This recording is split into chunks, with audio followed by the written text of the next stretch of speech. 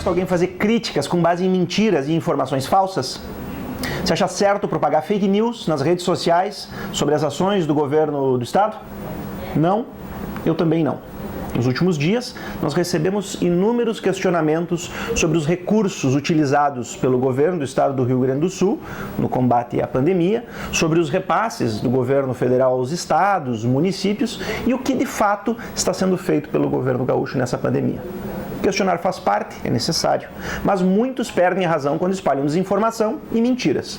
Eu não compactuo com mentiras, acho uma falta de respeito imensa e, para ser ético, transparente e coerente com a verdade, vou responder alguns desses questionamentos nesse e em outros vídeos.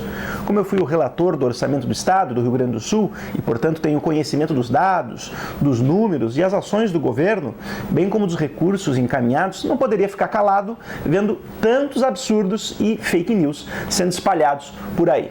Portanto, quero esclarecer muitas das mentiras que têm sido ditas e, para tanto, separei as principais críticas, algumas delas que recebemos por meio das redes sociais, para responder.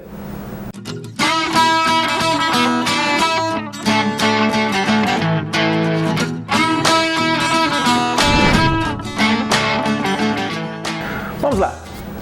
Então, senhor deputado, nos informe qual o valor que foi enviado para a saúde durante a pandemia e onde esses recursos foram realmente usados.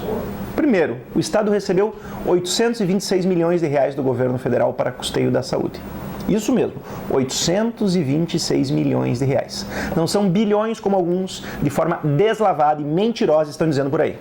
Aí inclui-se nesse valor gastos com leitos de UTI, Covid, leitos de longa duração, respiradores de emergência de hospitais, hemodiálise para Covid, medicamentos para hospitais, insumos para testes, equipamentos para UTIs, aquisição de EPIs, pagamento dos leitos clínicos e muito mais.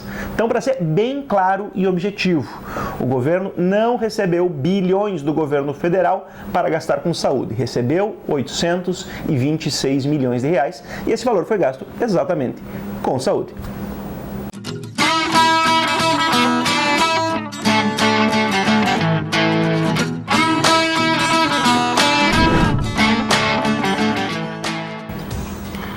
Também nos disseram: Eduardo Leite, genocida, pegou o dinheiro, não fez nada o que devia para o enfrentamento da pandemia. Preferiu investir em outras coisas só para se aparecer.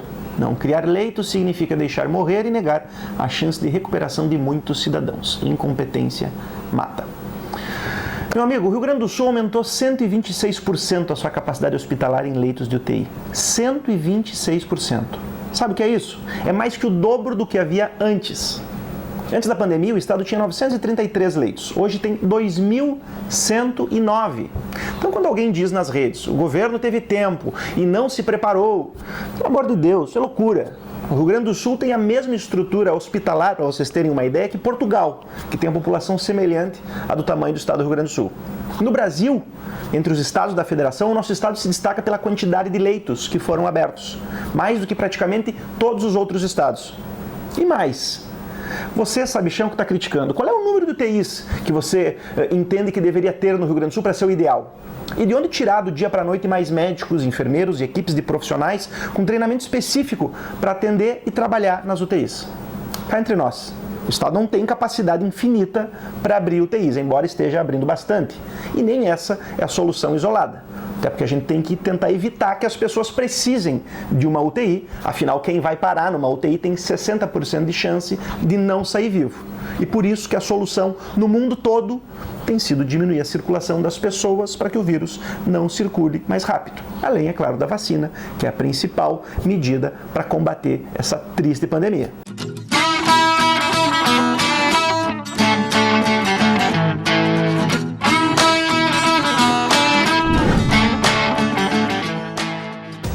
Outra coisa que nos questionaram foi o seguinte: o governo usou verbas do governo federal, que veio exclusivamente para a pandemia e organizou o seu caixa, pagou servidores. Tchê, esse comentário me parece uma barbaridade. As pessoas estão falando como se o governo tivesse desviado recursos, usado recursos para finalidades indevidas.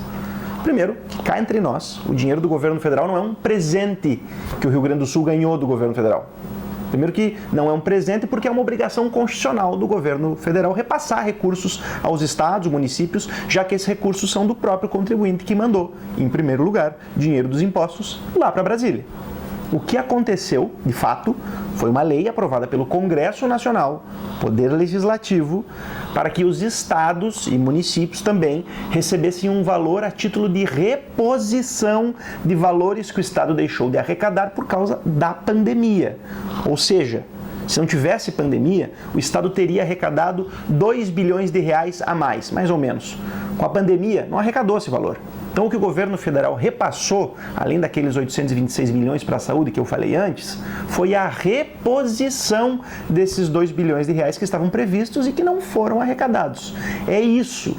Não foi 40 bilhões, não foi 8 bilhões, como uns oportunistas estão dizendo, por aí, equivocadamente mentindo na cara dura, foi 3 bilhões, sendo 826 milhões para a saúde e 2 bilhões para a reposição das perdas da arrecadação. Não é dinheiro novo, é reposição. E se não é dinheiro novo, fica a pergunta: como é que o Estado colocou em dia o salário do servidor? Simples, colocou em dia porque fez reforma administrativa, fez reforma previdenciária, cortou gastos que geraram a economia de milhões de reais que antes não existiam. Mas isso, o crítico da internet não te fala. Isso ele não explica, fica só espalhando fake news, como se o Estado tivesse pegado um dinheiro que o governo supostamente teria dado de presente e gastado onde não devia. E cá entre nós, alguém acha normal, no meio da pandemia, quando mais precisamos dos serviços públicos, quando mais o Estado se faz necessário na vida das pessoas, não pagar policiais, profissionais da saúde, servidores em dia? Alguém acha isso normal, certo? Que mundo as pessoas vivem em que, sendo o Estado necessário, educação pública, agora que as famílias tiram os filhos das escolas particulares, por exemplo, porque estão com as finanças fragilizadas, saúde pública, agora que até os hospitais privados estão superlotados, em que se acredita que se deva implodir o serviço público, deixar o Estado quebrar, enfim, que se dane os servidores. Alguém pensa que é ruim pagar o salário daqueles que estão na linha de frente do combate à pandemia em diversos aspectos, policiais, profissionais da saúde, educação? É preciso que tenhamos, pessoal, um pouco mais de sensibilidade antes de sair criticando só por criticar.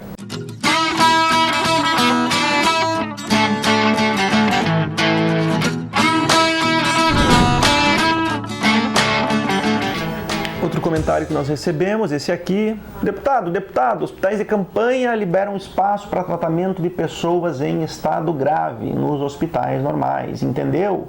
E isso não é fake.